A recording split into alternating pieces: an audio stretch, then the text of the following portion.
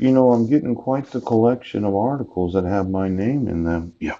hmm And every time I tell you that my sons are in the wrong grade, yes. hmm You seem to think that this dissolution of marriage was issued, yes, according to the due process requirements of the state of Washington. But it wasn't. Now it's bad enough the fraud of not giving me any notice of court hearings so that I could have appeared in court. Yes. Then there's the issuance of it where I didn't get a copy of it so I couldn't appeal it. Yes. But I would say that there's a very large lawsuit for the court not protecting my due process rights as a father. Yes. To be informed that I have the indigent right to legal counsel. Now, since the stipulation and order did allow for the state of Washington courts to regulate any contact between Mr. Budnick, his wife, and his kids, yes. And since that stipulation and order did identify what is known as the public defender's office, you would have thought that the judge that was hearing the case would have immediately said, when serving the respondent, make sure they understand that they have the right to legal counsel to be paid for from the state of Washington. Yes. Mhm. Now, if you didn't get the stipulation and order, obviously the Supreme Court rules of the state of Washington were not enforced when issuing the dissolution of marriage. Now, since nobody's going to answer me on these emails, and I keep seeing my name in the newspaper, I just wanted to mention, yes, that each of these Supreme Court rules that in many ways define what is known as due process in the state of Washington, yes, depriving me of that due process has deprived me of the life, liberty, and property for, well, let's do a date calculation. Yeah, let's go ahead. Now, let's see. My wife traveled to Washington State on July 2nd of 2011. Yes, she gained a day when she got here. Simple date calculation. Yeah. And within 5 days, you had issued a temporary protection order. Yes. Now, she went to the local domestic violence victims advocacy charity. Yes. Explained that her husband was in jail on Guam. Mm.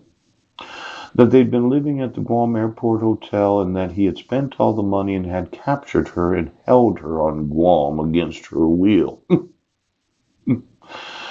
Now, without waiting to find out exactly what was going to happen to me, yes, not knowing if I was assigned counsel as an indigent, the court decided to issue a protection order, a civil matter, yes, without an arrest that took place in the state of Washington. July 2nd, yes, 2011. Now, she brought the arrest record, yes, but I was still in jail at that time. Yeah. She kidnapped my sons 8 years, 3 months, and 19 days ago. Ouch, 3,033 days. For those in the family, that'd be three threes. Yes. Or you could think of it as weeks, 433 weeks. Yes. For those in the family, that would be five, five threes. And if you want to divide 99 months by three, did you make a bet, Judge?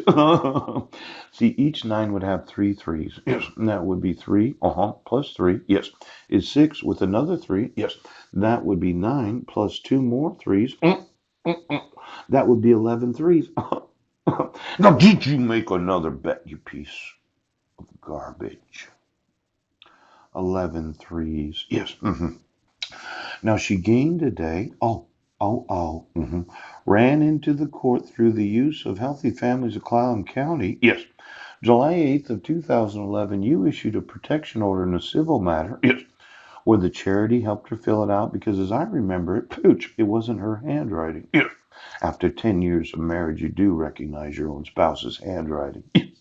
Yes. And then 8 years, 3 months, and 13 days ago, did you inform me as the indigent, yes, being defended on Guam, yes, of my legal right to the due process of the Supreme Court rules of the state of Washington? No, you didn't. You took it upon yourselves to use an arrest from a different jurisdiction to issue a 1 year protection order. Yes. In a civil matter. Yes. In a family court, or was it a superior court, criminal court, where you tried the case twice without any evidence? Ouch, ouch, ouch. See, there's this problem, right? The criminal complaint. State of Washington as the plaintiff will be the state of the Supreme Court rules of the state of Washington. Now, wrong address, wrong height, wrong weight. Yes, yes, yes. In the District Court of the state of Washington, it doesn't say the Superior Court. No, it doesn't. But I noticed that the state of Washington, as the plaintiff, doesn't enforce their own Supreme Court rules. Now, let's say I got to sue in every Supreme Court in every state. Now, for all the times that I emailed the Supreme Court of the state of Washington, yes, of the violating of the RCWs of the state when issuing protection orders, yes, I would like every Supreme Court justice to get sued, yes, for the refusal to enforce their own Supreme Court rules. Now, for Mary and Mary, and then Barbara, Mr. Gonzalez, I want each one of you to understand. Having knowledge of the violating of the Supreme Court rules, yes, when using criminal complaints, yes, as the state of Washington, where somebody said that since I did have knowledge of the protection order, yes, I didn't have knowledge of my indigent rights when issuing it. Now I'm wanting, yes, all the Supreme Court justices of each and every state of the United States